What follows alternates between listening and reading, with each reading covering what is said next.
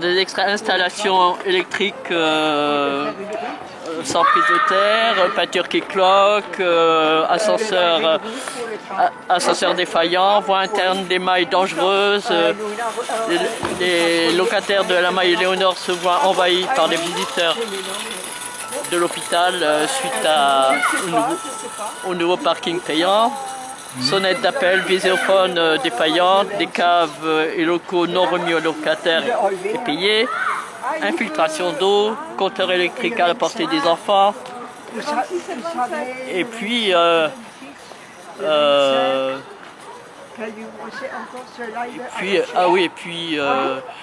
des malfaçons électriques qui sont scandaleuses. Voilà, donc ça c'était pour la liste des travaux mal faits.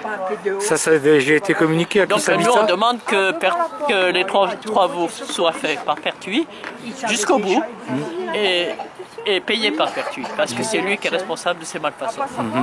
Donc ça c'est... Et QS Habitat répond là-dessus? Est-ce que QS Habitat a répondu déjà sur ces demandes? Là-dessus, on l'a interpellé là-dessus plusieurs fois déjà. Oui. Il se débine là. Ouais. Il a plat ventre de Pertuis. D'accord. Pertuis, c'est quoi? C'est une entreprise? C'est lui qui a eu le marché de la rénovation du travaux à une rue d'Haute-Pierre. Ouais. Oui. Donc jusqu'à Léonore, puisque ça continue, puis en plus il a l'hôpital à refaire. Et donc pourquoi on dit Pertuis? Parce que nous HLM Public on y tient. On ne veut pas de privatisation. Déjà on a été scandalisés par les démolitions d'HLM alors que il y a un manque flagrant de... il y a eu combien de démolitions? HLM Public. Oui, ils en ont démoli combien? Il est prévu 190 démolitions, logements. Et quelle est la raison qu'ils donnent? Ah ben ça c'était sécurisation c'est mixité sociale. Pour la mixité? Mais dans quel sens? Pour amener des gens qui ont plus d'argent? Ou le contraire? Plus aisés pour que ça se mélange, etc. Ouais.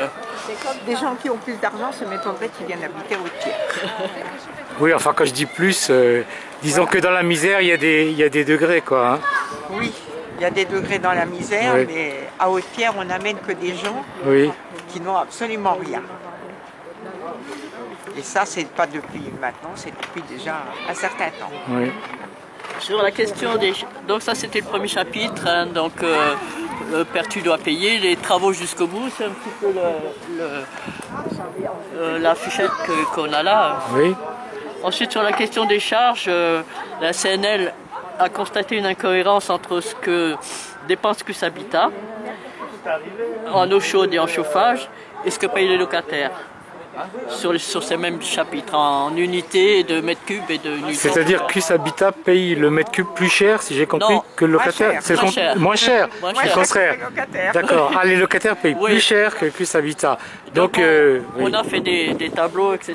C'est là aussi. Oui, Et en plus, soi-disant, QS Habitat avait mis des panneaux solaires sur les toits des immeubles pour que les gens payent beaucoup moins cher l'eau chaude.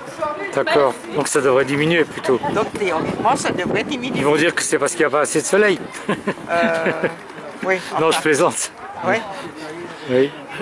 Alors... Dans les collectes données sur les charges, donc il y a 10 000 € qui se promènent entre côté locataire et côté facture QS Habitat. On a calculé que ça faisait 600 €. On a soumis ces chiffres à QS Habitat qui nous a dit qu'il nous expliquerait pourquoi. Donc là vous êtes en attente de l'explication. Donc on est en attente d'explication. D'accord. Alors, mais on a calculé que c'était 600 €. Nous on tient nos HLM publics, donc on demande 300 € pour tout de suite. Et que les autres 300 €. Donc c'était 600 € sur les 3 années écoulées. C'était... C'est par locataire alors? Par famille, oui. Par famille, oui. Donc, parce que quand même, on a été assez maltraité pendant tous les travaux, dans le sens où Bon, travaux bas de gamme, on a mis des visivéophones qui ne fonctionnent pas, des portes qui ne fonctionnent pas, etc. Nous, à un moment donné, on a dit notre dignité, notre salaire. En plus, il rentrait dans... Pertu avait pris des sous-traitants qui ne pouvaient pas faire leur boulot, donc on a eu droit à de la bouillasse partout, on a eu droit à des pieds sales partout. Bon, les pieds sales, quelque part c'est normal, mais que nous on est de la bouillasse sans 3 cailloux pour qu'on puisse... C'était quand même scandaleux. En plus que c'est mal, en plus que... Et les travaux sont mal faits. Hein? Donc ça c'était pour les charmes. Et puis... donc, le troisième chose, c'était appel raboté. Donc ça, c'est une mesure gouvernementale. Là, on fait signer la pétition. On a déjà commencé à la faire signer. Ça pénalise nos jeunes, ça pénalise ceux qui veulent s'installer, etc. En plus, qu'ils veulent mettre dans le plafond de charge les économies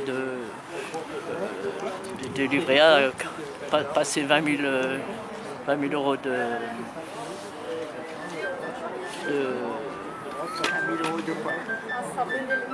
économie. Ah oui. Ça peut revoir à la baisse voilà. Donc voilà en gros l'objet du rassemblement.